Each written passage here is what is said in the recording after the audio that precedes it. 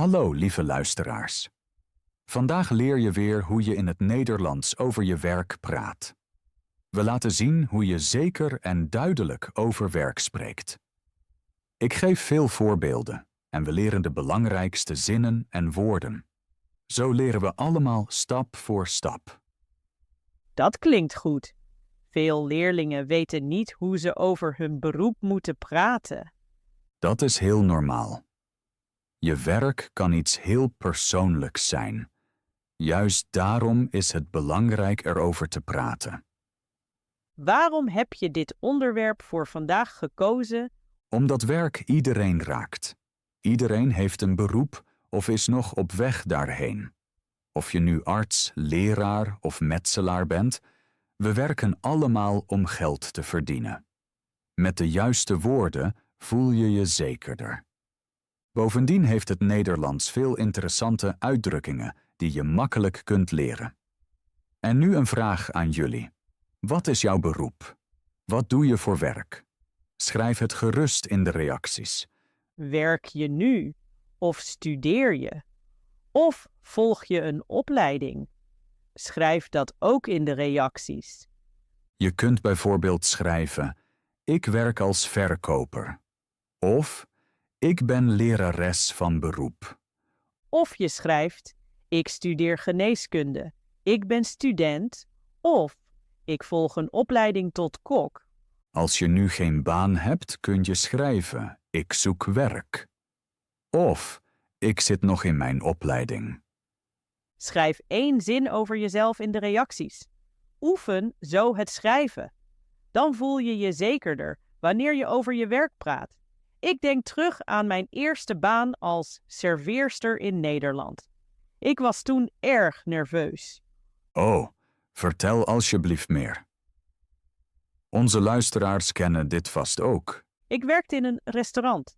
De gasten stelden veel vragen. Ik begreep niet alles. Ik luisterde goed en schreef nieuwe woorden op. Ik leerde woorden zoals bestelling, rekening en fooi. Thuis oefende ik de woorden elke dag. Heel goed voorbeeld. Juist zulke situaties willen we vandaag makkelijker maken. Welke onderwerpen behandel je eerst? Ons plan heeft 4 delen. Eerst praten we over verschillende beroepen en belangrijke woorden die daarbij horen. Daarna praten we over de studie, omdat veel van jullie nog studeren. Daarna praten we over het pensioen. Voor wie het nog niet weet, dat is de tijd na het werk. Je bent ouder, hebt lang gewerkt en krijgt geld van de staat. Oké, heel interessant. Maar dat zijn pas 4 delen. Wat doen we dan aan het einde? Aan het einde praten we over de lastige kanten van werk. Stress, burn-out of ook onderbelasting. Dat zijn echte problemen die veel mensen in Nederland hebben. Werk kan namelijk ook heel zwaar zijn.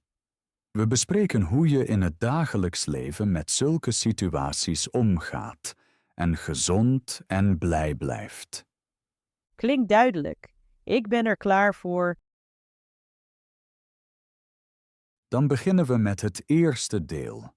Eerst leren we hoe je zegt wat je van beroep bent. Dat is vaak de eerste zin die je nodig hebt als je over werk praat. Precies.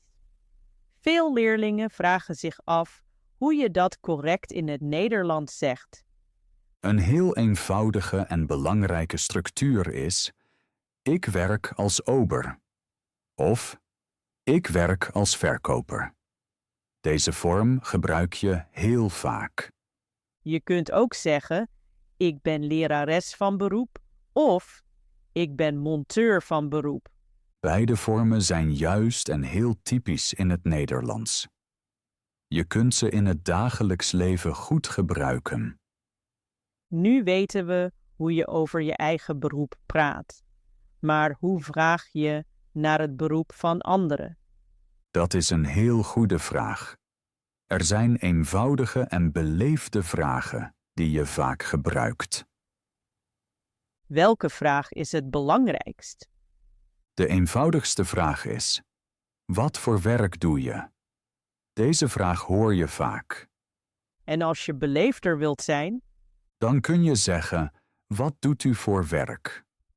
Deze vorm gebruik je bijvoorbeeld op het werk of bij onbekende mensen. zijn er nog andere vragen? Ja. Je kunt ook vragen, wat is je beroep? Of, wat ben je van beroep? Deze vragen zijn goed voor gesprekken met collega's of nieuwe mensen. Vaak komt daarna de vraag: waar werk je? Precies. Deze vraag hoor je heel vaak. Je kunt eenvoudig antwoorden. Ik werk op kantoor. Of, ik werk in een bedrijf. Dat zijn korte en duidelijke antwoorden die je dagelijks kunt gebruiken. Als je wilt, kun je ook preciezer antwoorden en meer informatie geven. Bijvoorbeeld, Je kunt bijvoorbeeld zeggen, ik werk in een restaurant in het centrum. Of, ik werk in een bedrijf in Amsterdam. Zo begrijpt de ander beter waar je werkt. daarna vraagt men vaak wat je op het werk doet. Klopt. Een typische vraag is, wat doe je op je werk? Ook hier kun je eenvoudig antwoorden. Je kunt zeggen, ik werk met mensen. Of, ik werk achter de computer. Dat zijn heel algemene maar belangrijke antwoorden. Je kunt ook concreter worden. Precies. Je kunt zeggen, ik help klanten. Of, ik verkoop producten. Deze zinnen passen bij veel beroepen en zijn erg nuttig. Nu praten we over de werktijd. Ja, dat is een heel belangrijk onderwerp. Een typische vraag is, werk je fulltime of parttime? Daarop kun je eenvoudig antwoorden, ik werk fulltime. Of, ik werk parttime. Deze woorden hoor je vaak op het werk. Men vraagt ook naar de werktijden. Precies. Bijvoorbeeld met de vraag, wat zijn jouw werktijden? Dan kun je zeggen, ik werk van maandag tot en met vrijdag. Of, ik werk in het weekend. Je kunt ook beide zinnen combineren. En soms vraagt men naar het team. Klopt. Dan vraagt men, werk je alleen of in een team? Mogelijke antwoorden zijn, ik werk in een team. Of, ik werk alleen. Deze vraag is goed om meer over het werk te weten. Deze vragen zijn erg handig. Ja, ze helpen veel in het dagelijks leven. Als je deze vragen en antwoorden oefent, voel je je zekerder. Je kunt ze hardop zeggen of opschrijven. Zo leer je stap voor stap zeker over je werk in het Nederlands te praten. En geen angst voor fouten. Precies. Fouten horen bij het leren. Oefening geeft zekerheid. Als je zegt dat je als ober werkt, komen er vaak nog meer vragen. Precies. Als je zegt, ik werk als ober, willen veel mensen meer weten. Een heel typische vraag is, waarom werk je als ober? Deze vraag is heel normaal en vriendelijk bedoeld. Veel mensen willen gewoon meer over de persoon weten. Klopt. Een eenvoudig antwoord is, ik werk als ober omdat ik graag met mensen werk. Je kunt ook zeggen, ik werk als ober omdat ik snel werk vond. Of omdat ik flexibel kan werken. Of omdat je Nederlands wilt oefenen. Precies. Veel mensen zeggen ook, ik werk als ober om Nederlands te leren. Dat is een heel eerlijk en goed antwoord. Daarna komt vaak de volgende vraag. Wat doe je precies op je werk? Die vraag hoor je heel vaak. Daarop kun je rustig en eenvoudig antwoorden. Bijvoorbeeld, ik bedien gasten. Of, ik neem bestellingen op en breng eten en drinken. Je kunt ook zeggen, ik kassier of ik werk aan de bar. Dat zijn typische taken. Precies. Belangrijke woorden in dit beroep zijn de gast, de bestelling en het eten. Ook belangrijk zijn het drankje, de rekening en de fooi. Als je deze woorden kent, kun je goed over het werk praten. Dan voel je je zekerder. Klopt. Vaak vragen mensen ook naar de werktijden. Bijvoorbeeld, wanneer werk je? Of, Werk je in het weekend? En hoe antwoord je dan? Je kunt zeggen, ik werk 's avonds en in het weekend. Of, ik werk parttime in het restaurant. Ook deze zinnen zijn erg belangrijk. Soms vraagt men ook of het werk zwaar is. Ja, dat klopt. Dan kun je zeggen, het werk is soms stressig, maar ik vind het leuk. Of, het werk is zwaar, maar ik leer veel Nederlands en ontmoet veel mensen. Lotte, je zei dat je lerares werd na het bedienen. Hoe was dat voor jou? Ja, precies. Na mijn tijd als serveerster heb ik als lerares gewerkt. In het begin was dat nieuw en ook een beetje moeilijk. Dat kan ik me voorstellen. Het beroep leraar of lerares is heel belangrijk. Leraren werken meestal op een school en geven les aan leerlingen. Precies. Ik werkte op een school en zag elke dag veel leerlingen. Belangrijke woorden in dit beroep zijn de school, de leerling, de leerlingen, de klas en de les.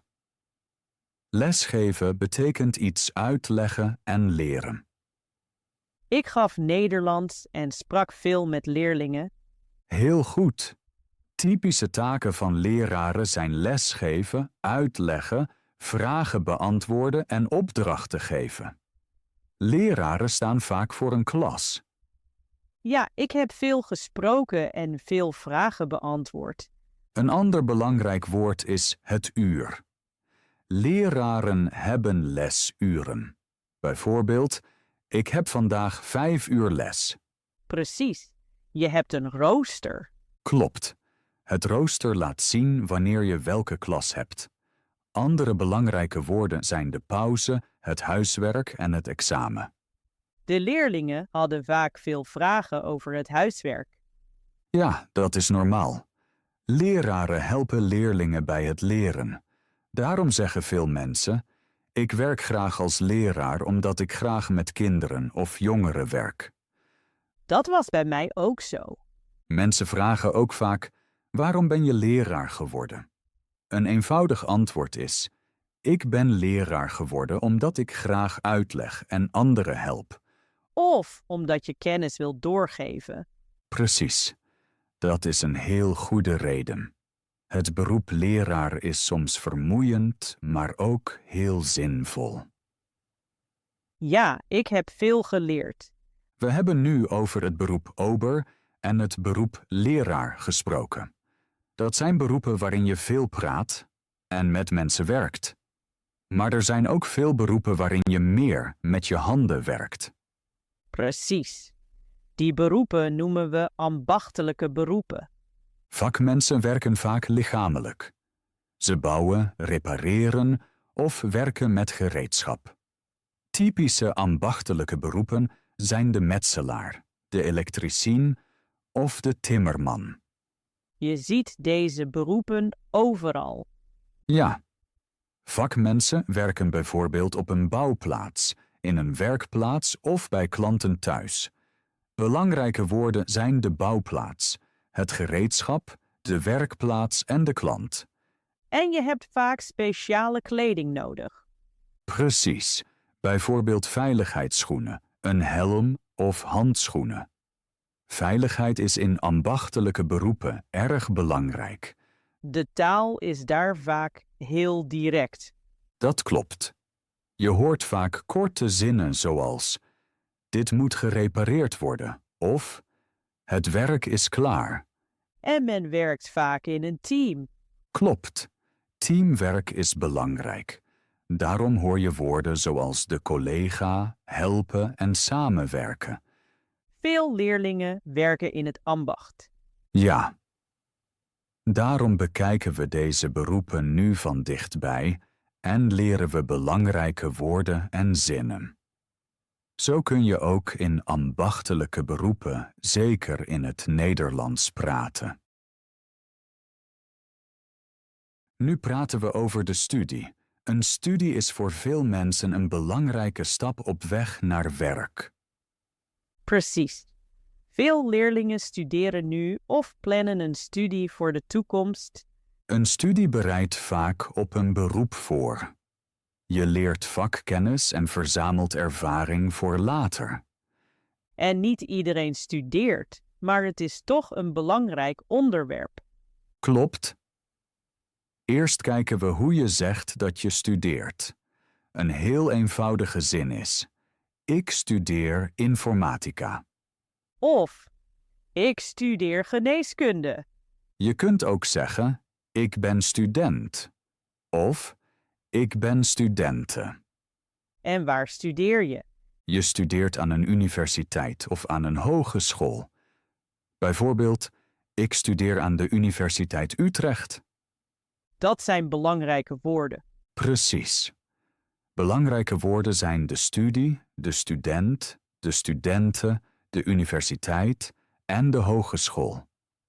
Deze woorden hoor je heel vaak. Vaak vragen mensen ook, wat studeer je? Ja, dat is een typische vraag.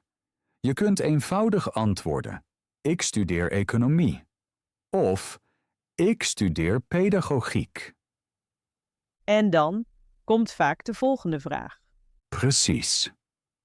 Veel mensen vragen dan: waarom studeer je dat?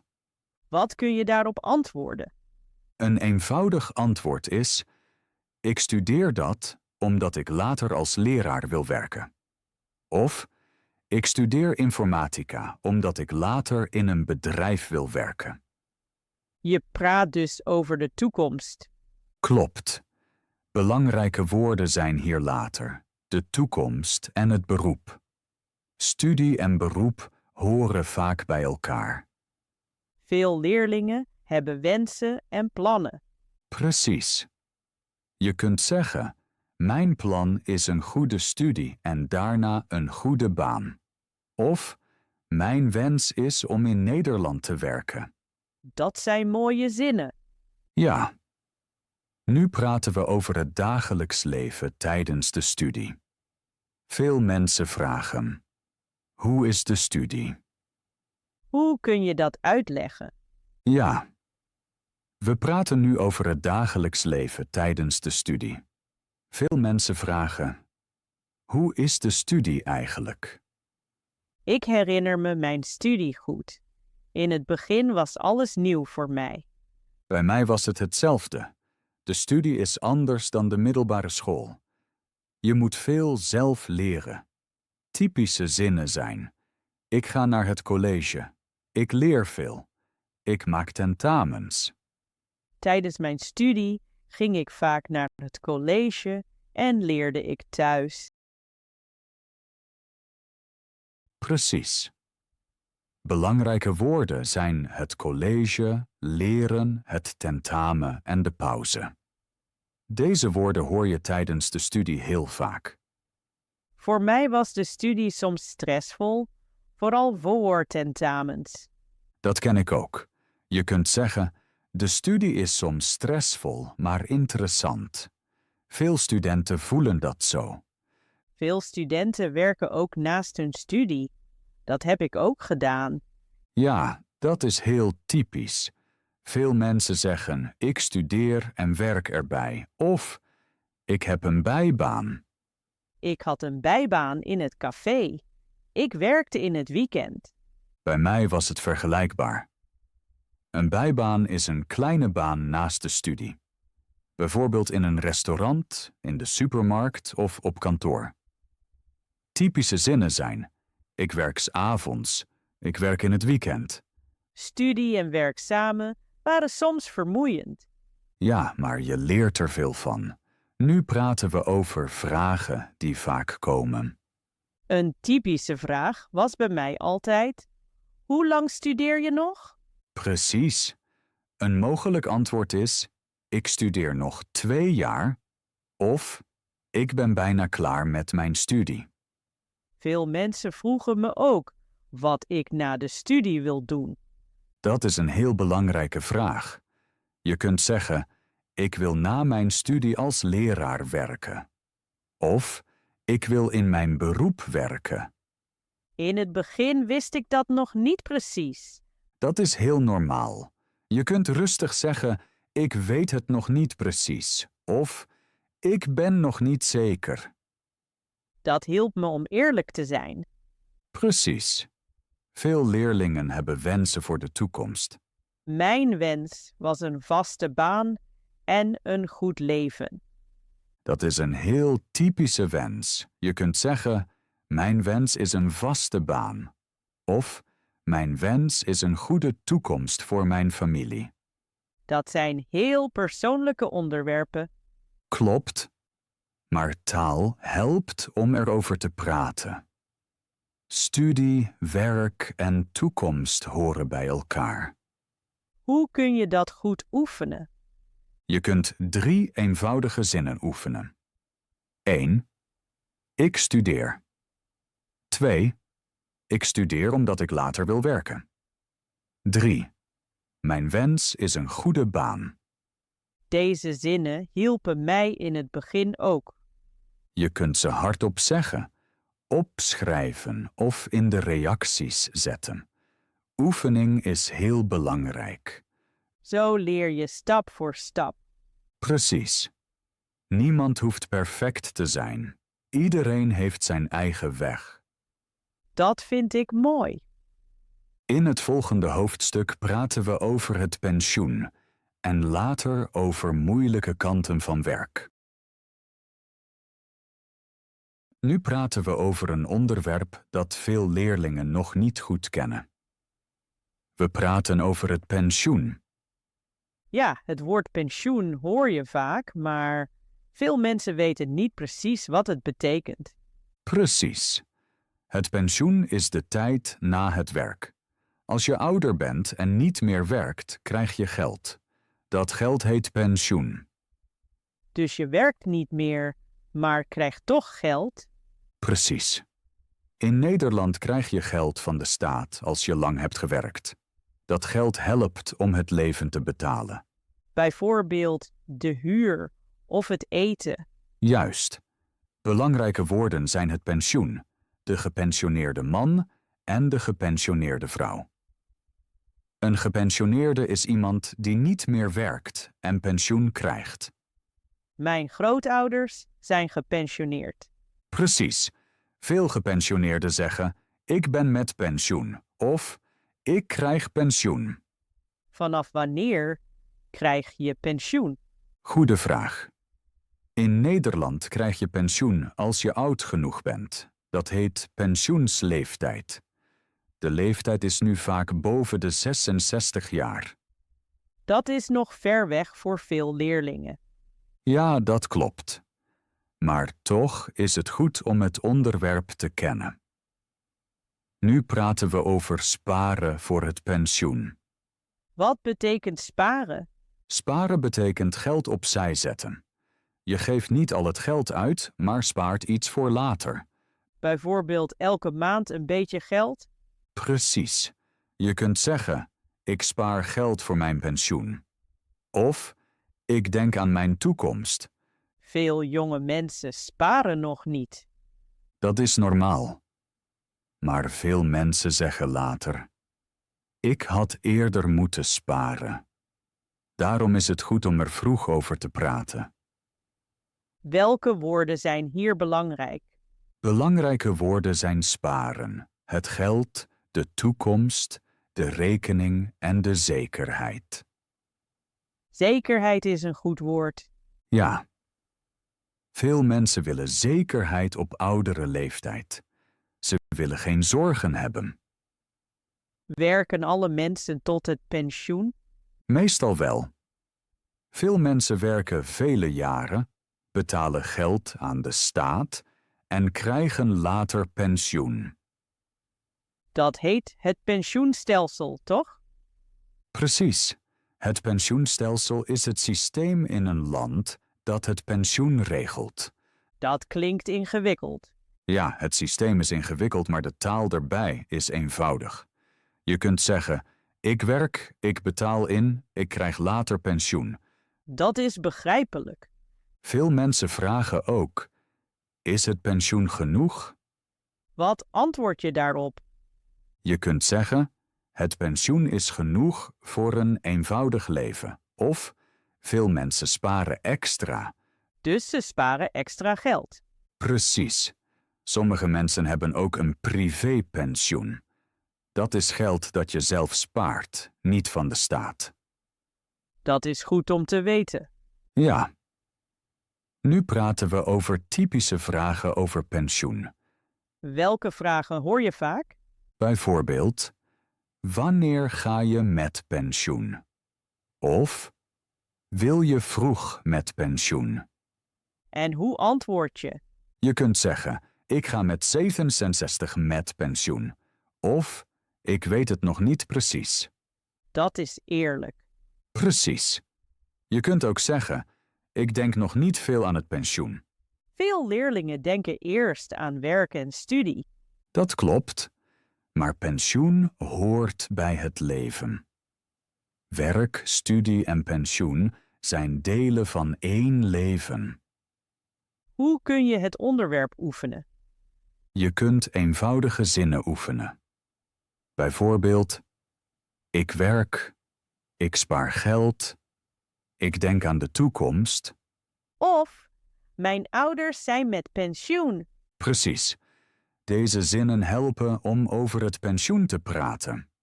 Ik vind het onderwerp belangrijk, ook al is het nog ver weg. Dat vind ik ook. Als je de woorden kent, voel je je zekerder. En je begrijpt gesprekken beter. Zeg eens, Marcus, ik vraag me net af wat onze luisteraars denken. Klopt. Vinden jullie de podcast tot nu toe leuk? Helpen de voorbeelden en uitleg jullie bij het Nederlands leren? En welke onderwerpen willen jullie in de volgende afleveringen? Meer over werk, het dagelijks leven of misschien heel andere onderwerpen? Schrijf gerust in de reacties wat je leuk vindt en wat we beter kunnen doen. Dan weten we wat jullie echt helpt. Ik bedenk nog iets, Marcus. Jij schrijft toch ook zelf boeken? Ja, klopt. Ik schrijf korte verhalen in het Nederlands, speciaal voor leerlingen. Daarom horen we graag jullie mening. Hebben jullie interesse in korte, zelfgeschreven boekjes met eenvoudige verhaaltjes in het Nederlands? Verhalen die je makkelijk kunt lezen en die helpen bij het leren. Schrijf in de reacties of je dat leuk zou vinden. En ook welke onderwerpen jullie in zulke verhalen interessant vinden.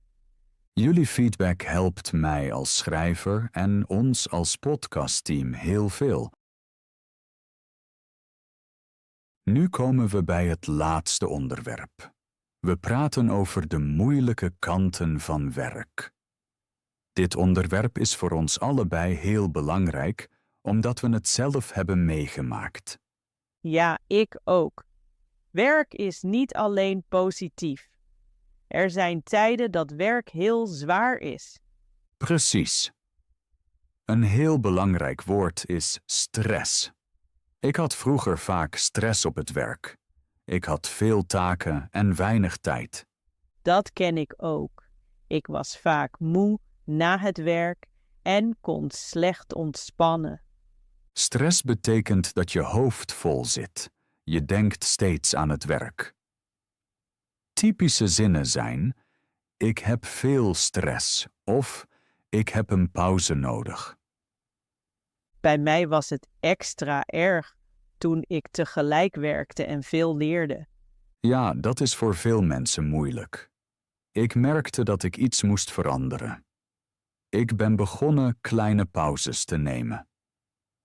Dat heb ik ook geleerd. Vroeger nam ik geen pauzes. Pauzes zijn heel belangrijk. Ook korte pauzes helpen. Bijvoorbeeld even naar buiten gaan of diep ademen. Mij hielp het ook om na het werk te gaan wandelen. Precies. Beweging helpt veel. Nu praten we over een ander belangrijk woord: burn-out.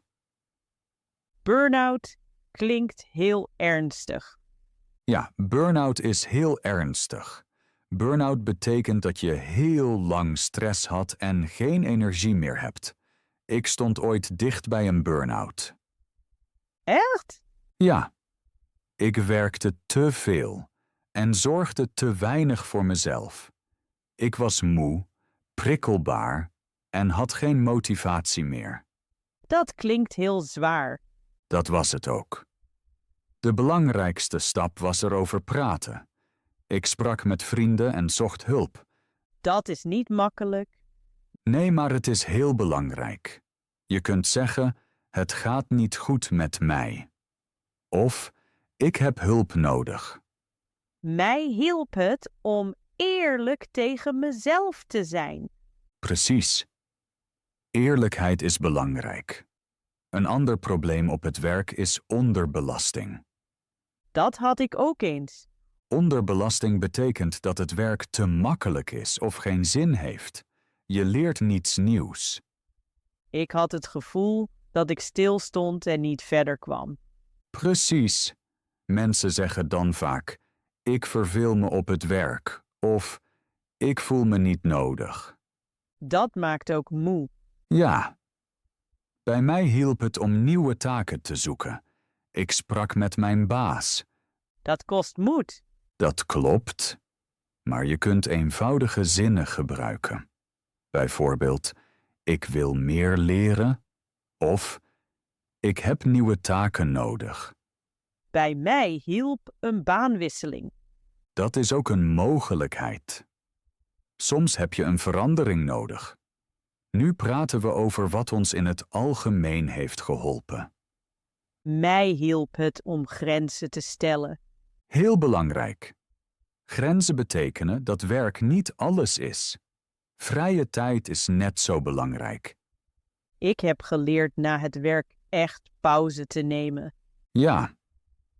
Klaar met werken is een heel belangrijke zin. Het betekent dat de werkdag voorbij is. Dan is de tijd van mij. Precies.